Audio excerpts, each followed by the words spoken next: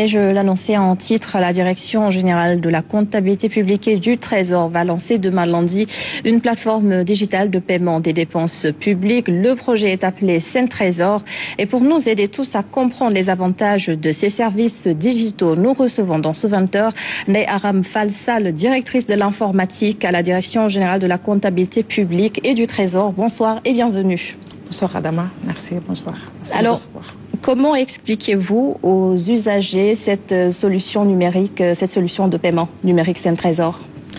Alors, merci pour la question, Adama. Je vais remercier vos téléspectateurs et téléspectatrices, bien sûr. Et très rapidement, je pense qu'on peut dire que Saint-Trésor, aujourd'hui, permet en tout cas une digitalisation du paiement. Mais quel paiement? Je pense que c'est surtout là la question qui se pose. C'est vraiment une transformation du service public et une modernisation des paiements qui se faisaient au niveau des guichets, donc en numéraire. Donc c'est des paiements qui demandaient une mobilisation physique des citoyens pour se déplacer vers nos services à l'échelle du territoire pour percevoir leur dû. Ça veut dire qu'aujourd'hui, c'est des paiements qui demandaient une foule, c'est des paiements qui demandaient un coût économique, c'est des paiements de masse qui se faisaient au guichet. Donc ce sont ces paiements-là qui sont aujourd'hui digitalisés, de sorte à ce que le citoyen n'ait plus besoin à se déplacer et qu'il reçoit tout simplement son paiement, ses indemnités, ses salaires, là où il se trouve donc via son téléphone, donc via le mobile money. Donc c'est ça aujourd'hui l'amélioration majeure qu'il faut noter que Saint-Trésor apporte à nos citoyens dans le cadre donc, des paiements qui se faisaient de façon extrêmement difficile. C'est ça, pour leur permettre de gagner plus de temps aussi. Mais qui sont ciblés justement par ce projet? Alors, on peut dire que c'est tous les citoyens qui sont aujourd'hui ciblés, qui peuvent recevoir, qui sont éligibles à ces paiements-là via mobile. Ça peut être les salariés de l'État, la solde, ça peut être les salariés des services publics, organismes publics, les agences et autres qui ont des personnels qui peuvent recevoir des paiements. Ça peut être les personnels des collectivités territoriales aujourd'hui qui peuvent recevoir des salaires et des indemnités également, je vais préciser. Ça peut être le conseiller municipal, ça peut être le pensionné, celui qui reçoit sa pension de retraite. Effectivement, donc c'est des cibles assez importantes pour nous parce que ce sont des personnes un peu âgées. Ce sont également des paiements qui peuvent concerner les aides sociales, tout ce qui est secours que l'État va distribuer aux citoyens, ou même que les collectivités territoriales vont distribuer aux citoyens, notamment à l'occasion des fêtes de Tabaski, donc des secours qui sont payés. Donc la plateforme vraiment vise chaque citoyen où qu'il se trouve, ça peut être n'importe qui. Et globalement, c'est des paiements qui se font à l'échelle du pays. Oui, le lancement est prévu demain. Alors, on a également envie de savoir quelles sont les autres entités qui ont participé justement à l'élaboration de ce projet numérique.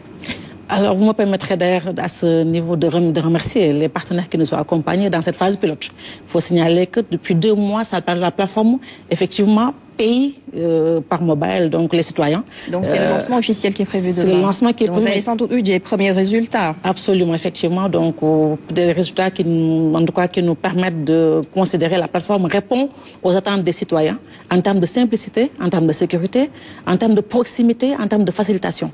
Je pense qu'aujourd'hui, ce qu'il faut retenir, c'est que ces paiements-là mobilisent énormément d'énergie. À la fois pour le citoyen qui abandonne ses activités, qui se déplace, qui supporte le transport, qui perd sa journée pratiquement parce qu'il y a des files d'attente. Oui. Et également pour nos services publics qui mobilisent énormément d'effectifs, les ressources humaines, la logistique, la sécurisation des fonds, la sécurisation physique même des postes comptables lors de ces échéances-là.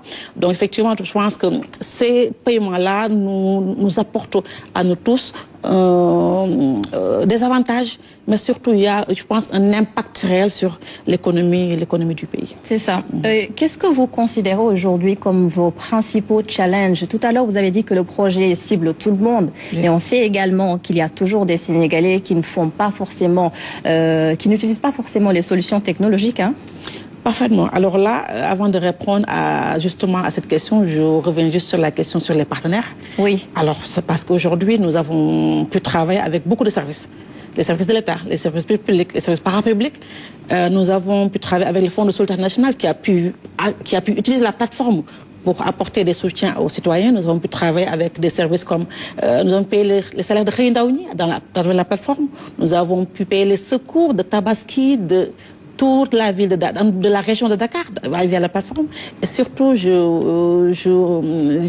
là où je suis vraiment très surprise. Nous avons reçu un retour très positif des chefs de village qui aujourd'hui, à travers la voix du président national, a manifesté une adhésion totale.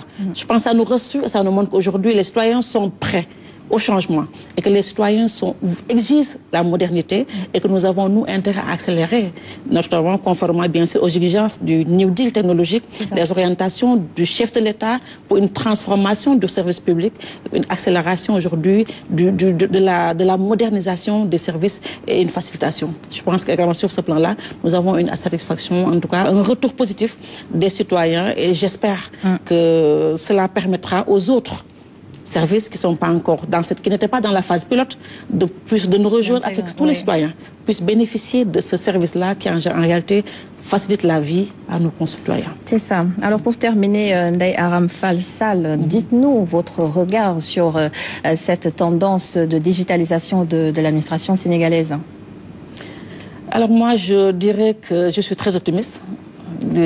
Parce que nous avons tendance à penser que les citoyens ont peur et nous avons tendance à penser quelquefois qu'il y a une résistance au changement. Je pense qu'on se trompe quelque part et c'est pourquoi je suis très optimiste et je pense qu'aujourd'hui, au-delà de ces dispositifs-là, nous sommes en train d'accélérer pour qu'au-delà des paiements qui sont faits aux citoyens, réellement que les citoyens puissent facilement payer leurs obligations fiscales à l'État du Sénégal sans difficulté, de façon très facile. Et il y a bien sûr d'autres plateformes qui vont venir. Et je pense que tout cela nous montre qu'en quoi c'est une dynamique mondiale. Et je pense que la stratégie, le New Deal, nous permet de rester dans cette dynamique mondiale-là et tout simplement de se transformer, tout simplement le vécu de nos citoyens et avec la modernité qu'apportent ces plateformes-là. C'est ça. Merci beaucoup, Ndeye Aram Fall Sall.